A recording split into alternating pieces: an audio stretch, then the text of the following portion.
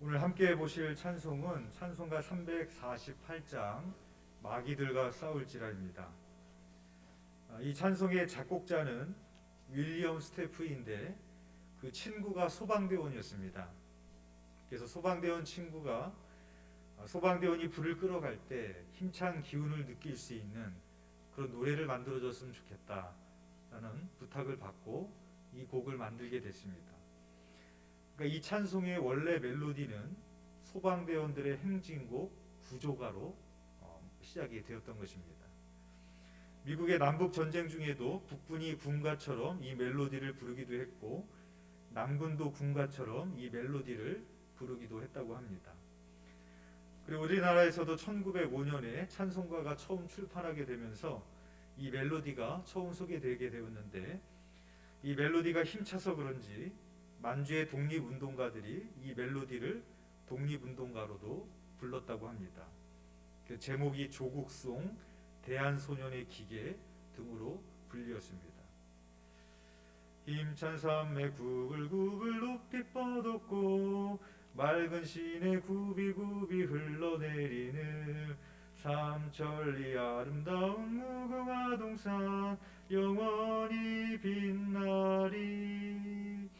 이렇게 독립운동가들이 독립운동가 속으로 불렸던 그런 멜로디이고요. 그리고 현재 숭실중학교에 이 멜로디를 교가로 쓰고 있다고 합니다. 모란봉이 달아오다 도란지면 대동강스 흘러내려 감도는 곳에 백운간에 솟아있는 층층한 집을 합성숭실학교 숭실 합성 숭실 숭실 합성 숭실 숭실 합성 숭실 만세 만세 만세. 그래서 진짜 숭실중학교 교관가 저도 의심스러워 갖고 찾아봤더니 진짜더라고요. 숭실중학교 교가로도 이 멜로디가 쓰이고 있고요. 새마을 운동 때 혹시 여러분들도 들어보셨을지는 모르겠습니다. 조국 찬가로도 불렸다고 합니다. 밝아오는 아침 해를 바라보면서 희망의 찬 새 나라로 전진합시다. 한 핏줄을 이어받은 배달의 민족 영원히 빛나리. 영광 영광 대한민국 영광 영광 대한민국 영광 영광 대한민국 나가자 만만세. 이 노래 가만히 들으면서 이거 월드컵 때 불러도 되지 않을까 그런 생각이 드는 그런 노래가 있고요. 또 캠프송으로도 불렀다고 합니다. 복남이네 어린아이 감기 걸렸다. 복남이네 어린아이 감기 걸렸다. 복남이네 어린아이 감기 걸렸다. 모두 다 나와서 찜질을 하세. 웃으시는 거 보니까 진짜 있었나 봐요. 있었어요? 저는 처음 이렇게 봤는데 진짜 있었군요. 그래서 이게 캠프송으로도 다양하게 불린 멜로디입니다. 이 찬송의 작사자는 일본의 미다니 다네키지 목사님입니다. 일본의 초창기 찬송가를 편집하신 분이고 우리가 보고 있는 현재 찬송가의 294장 하나님은 외아들을 이란 찬송가 그리고 549장 이눈의 아무진과 아니 베오도를 작사하신 분입니다. 근데 오늘 이 찬송을 고른 이유가 원래 이분이 썼던 원래 가사는 우리가 지금 부르고 있는 가사하고는 좀 많이 다릅니다. 그러니까 이 찬송이 원래 지었던 일본 목사님이 지었던 가사는 무엇인가 하면 이겁니다. 우리 주님 영광 중에 이제 재림하신다. 그분은 분노의 포도주를 모두 밟고 오신다. 심판주의 번개 같은 칼이 번뜩이느나 주님의 진리가 진군해 온다. 영광 영광 할렐루야 영광 영광 할렐루야 영광 영광 할렐루야 예수님 오신다. 이게 원래 가사입니다. 그러니까 후렴 부분은 똑같은데 앞에 내용은 마귀들과 싸울지라고는 전혀 다른 가사였습니다.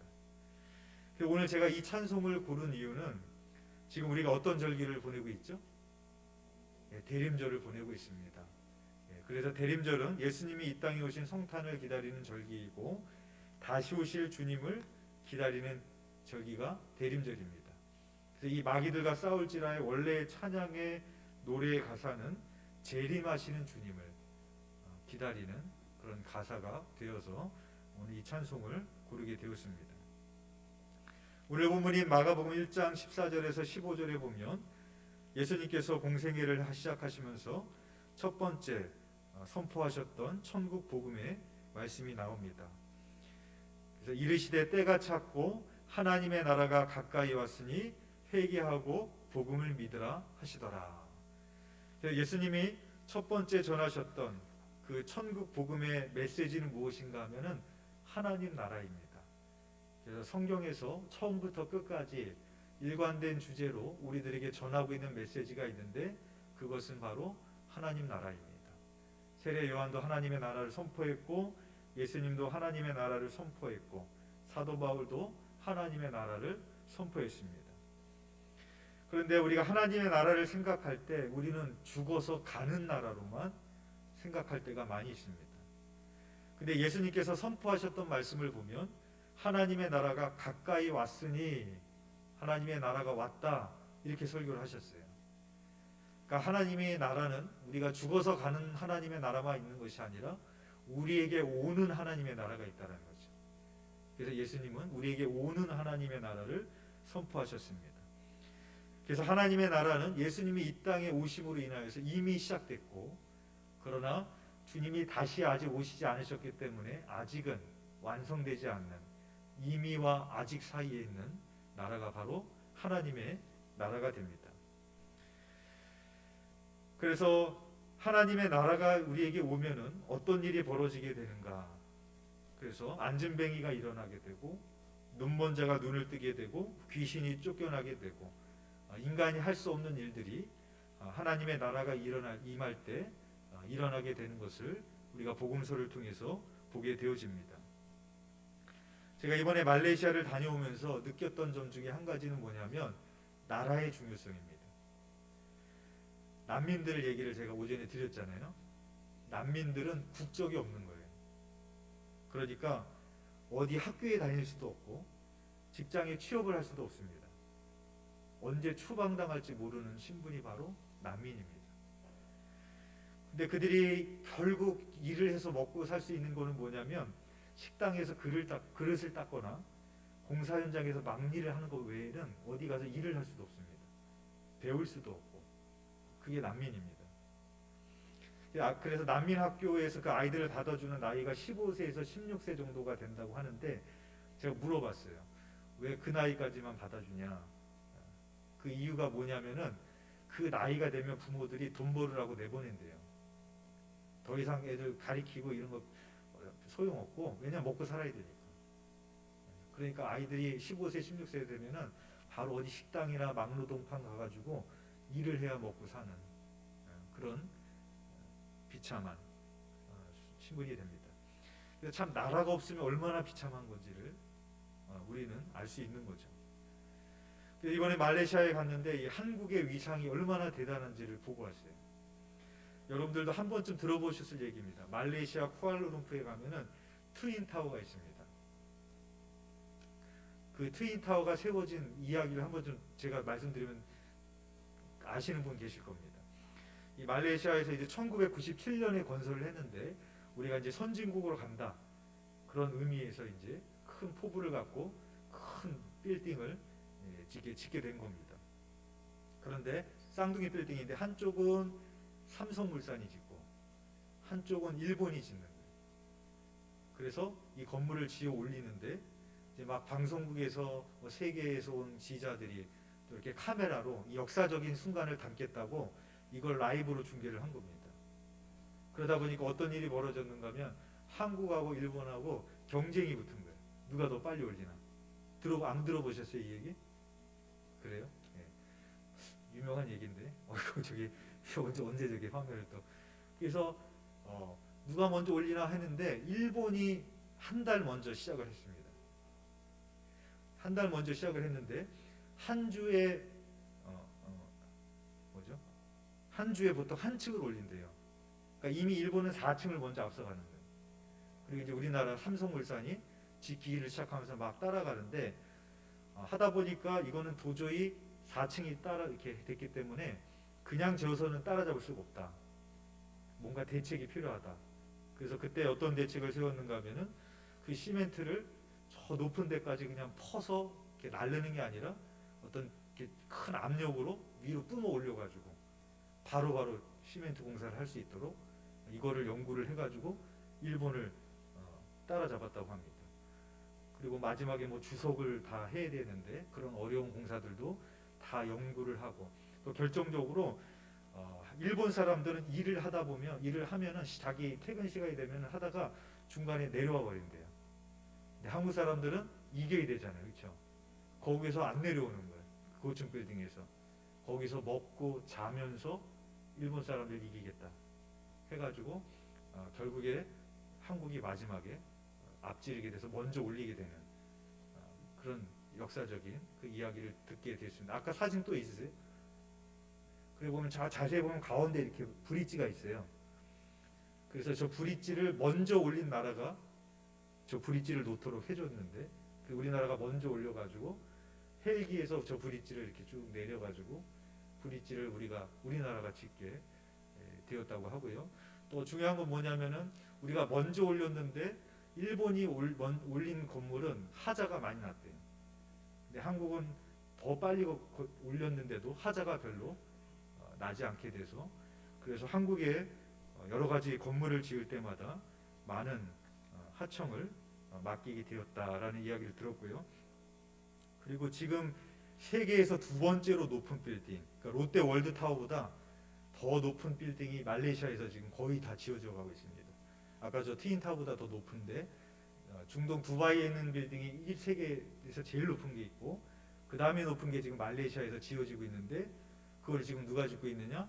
삼성물산이 또 짓고 있어요. 저 LG 타워를 트윈 타워를 지었던 삼성물산이 또 그거를 짓고 있다고 합니다. 그래서 아주 굵직굵직한 빌딩들을 한국 기업들이 많이 짓고 있고 이 말레이시아 곳곳에 가다 보면 이 광고판이 있는데 한국 이 전자제품이나 한국 코웨이 그래서 이 말레이시아는 이 물이 석회질이 많대요. 그러니까 필수적으로 필요한 게 뭐냐면 이 정수기가 필수적으로 필요합니다. 근데 이 정수기가 가장 유명한 게 뭐냐면 코웨이. 이 코웨이 광고판이 굉장히 많이 있고 그 모델이 다 BTS입니다. 그래서 뭐 미국 상품, 미국 연예인, 뭐 일본 이런 거 잘 안 보여요. 가는 곳곳마다 삼성 갤럭시, 코웨이, LG TV 뭐 이런 것들이 대세를 이루고 있습니다. 그래서 광고의 가장 핫플레이스가 되는 곳에는 항상 애플과 삼성 갤럭시 광고판이 있다.